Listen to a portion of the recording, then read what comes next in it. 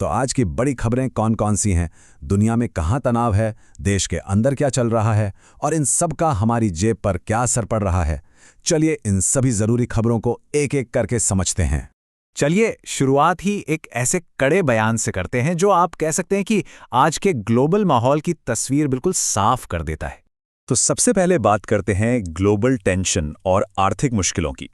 मतलब कैसे दुनिया भर के झगड़ों का असर हम सब पर पड़ रहा है। अब देखिए, एक तरफ तो इतनी बड़ी बड़ी बातें हो रही हैं, लेकिन दूसरी तरफ एक खबर ये भी आ रही है कि ईरान में जो मिलिट्री टेंशन है वो शायद कम हो सकती है। अमेरिकी राष्ट्रपति का कहना है कि उनका मिलिट्री ऑपरेशन अगले 2 से 3 हफ्तों में खत्म हो सकता है। हालांकि बातचीत का दौर अभी भी चल रहा है। अब इसका असर कहाँ पड़ रहा है? सबसे पहले तो अमेरिका में ही देख लीजिए। वहां पेट्रोल के दाम 2022 के बाद से अब तक के सबसे ऊंचे लेवल पर पहुंच गए हैं। और ये जो ग्लोबल टेंशन है ना, इसका सीधा सीधा असर अब आम लोगों की जेब पर भी दिख रहा है। देखिए, आज से ही एक कॉमर्शियल एलपीजी सिलेंडर सीधे सीधे 195.5 रुपये महंगा हो गया है।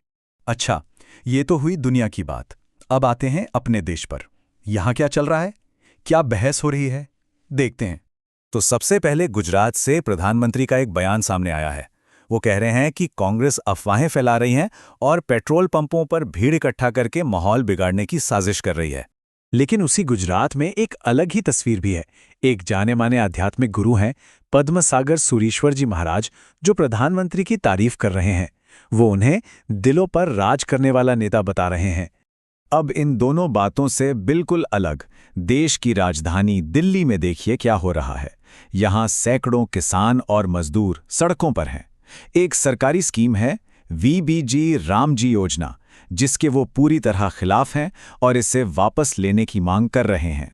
और राजनीतिक खींचतान सिर्फ यहीं तक नहीं है। कोलकाता में भी मामला गर्म है। चुनाव आयोग के दफ्तर के बाहर कुछ झड़प हुई, जिसके बाद ममता बनर्जी ने बीजेपी पर सीधा आरोप लगाया है कि वो बंगाल में फर्जी वोटरों के नाम जुड़वाने की कोशिश कर रहे थे। चलिए अब राजनीति से थोड़ा आगे बढ़ते हैं।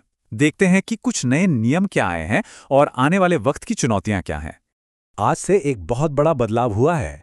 65 साल पुराना इनकम टैक्स कानून अब खत्म हो गया है। जी हां, आज 1 अप्रैल से नया इनकम टैक्स एक्ट 2025 लागू हो गया है। तो फर्क क्या है? ये टेबल देखिए, सब कुछ साफ हो जाएगा। पहले जो फाइनेंशियल ईयर और असेसमेंट ईयर का चक्कर था वो अब खत्म। अब सिर्फ एक टैक्स ईयर होगा। मकसद बस यही है कि पूरी प्रोसेस को आसान और पारदर्शी बनाया जाए। अब एक ऐसी चुनौती की बात करते हैं जो शायद अभी हमें सीधे तौर पर ना दिखे, पर यह हमारी टेक्नोलॉजी की तरक्की के साथ ही आई है। और ये बात थोड़ी चौंकाने वाली है।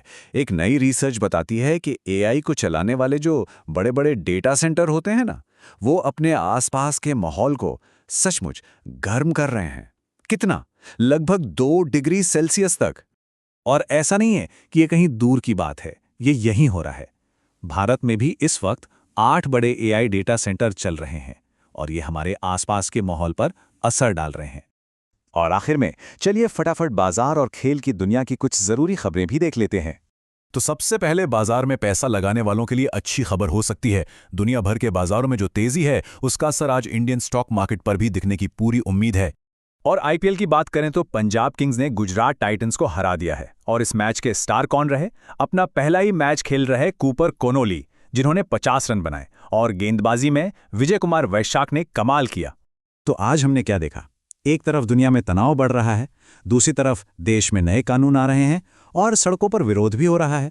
अब सोचने वाली बात यह है कि इन सब में से वो कौन सी एक कहानी है जो आने वाले पूरे हफ्ते पर सबसे ज्यादा असर डालेगी।